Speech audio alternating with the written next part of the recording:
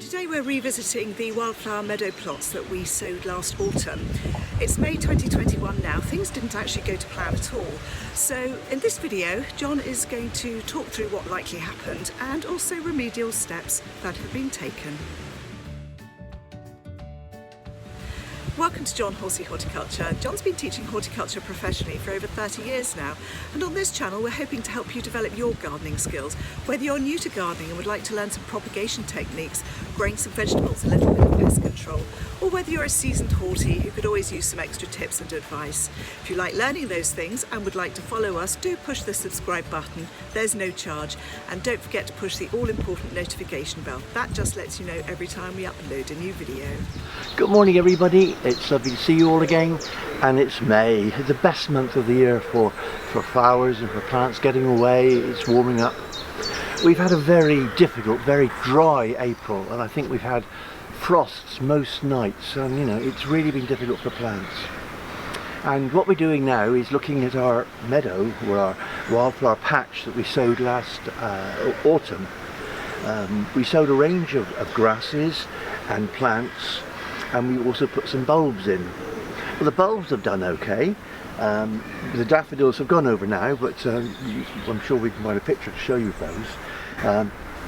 The camasias, the blue camasias, they're coming up quite strongly, so they're going to be flowering in a short last time.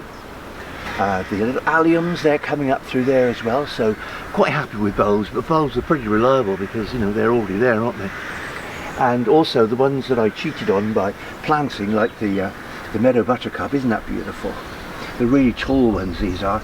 I did find a few plants around the back and plant them out, and they're doing okay, and they're flowering. And we've got the oxeye daisy coming up as well. The disappointing bit, and I suppose it's perhaps due to this, maybe it's due to this April we've had, is the germination of the wildflowers. Oddly enough, the dandelions are doing all right, but you would expect them to do all right, wouldn't you? When we look closely down here, we can see there are actually some plants which to me look very much like little seedlings of primulas, and we did plant some cowslips, so that would be those.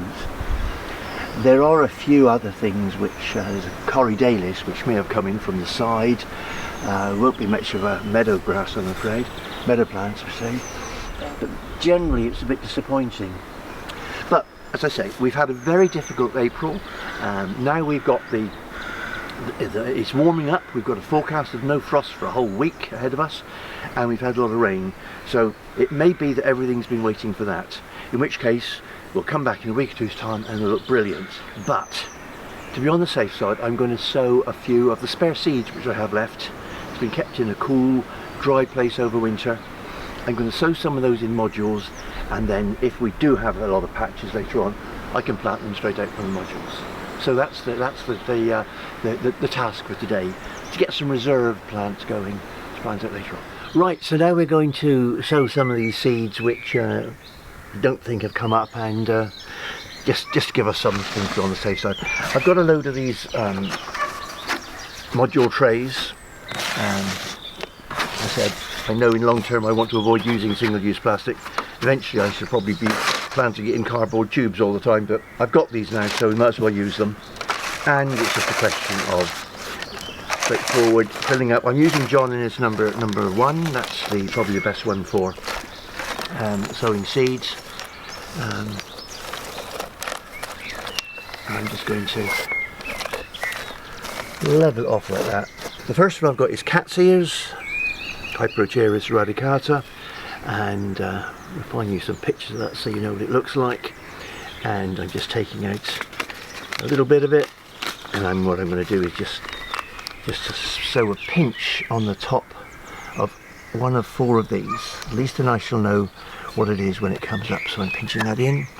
That's the cat's ears. To avoid confusion, I'm going to write a label for it as soon as I can. I'm going to put that down in there.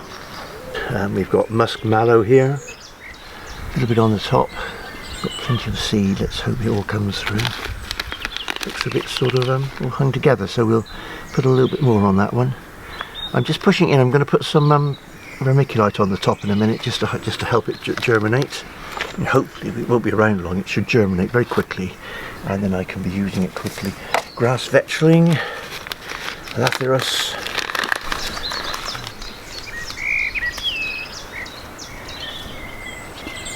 and the next one is common mallow. This is a lovely tall upright one.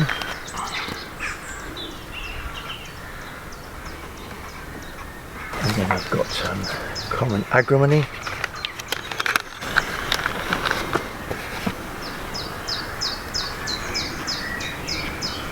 I've got quite a lot of yellow rattle left now. It does say it needs 60 to 90 days to break its dormancy.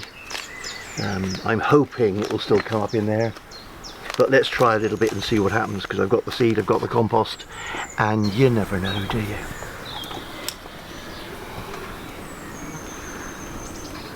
But I'm just not pushing it hard, I'm just putting it in so that it gets good contact. Right, so here's the vermiculite. Vermiculite's very light stuff. It's actually expanded granite, I believe, and it does give a nice covering to seeds. It allows them to breathe. It's not too heavy, but again, it does hold enough moisture to help them germinate. And of course, it's not too heavy for the germinating seeds to push through. So I'm just going to put it on top of the compost. Now, if you remember, these were sown in John Innes number 1, which I think is a very good seed compost. I'm still very keen on John Innes as opposed to multi-purpose, but that's probably just the way I am.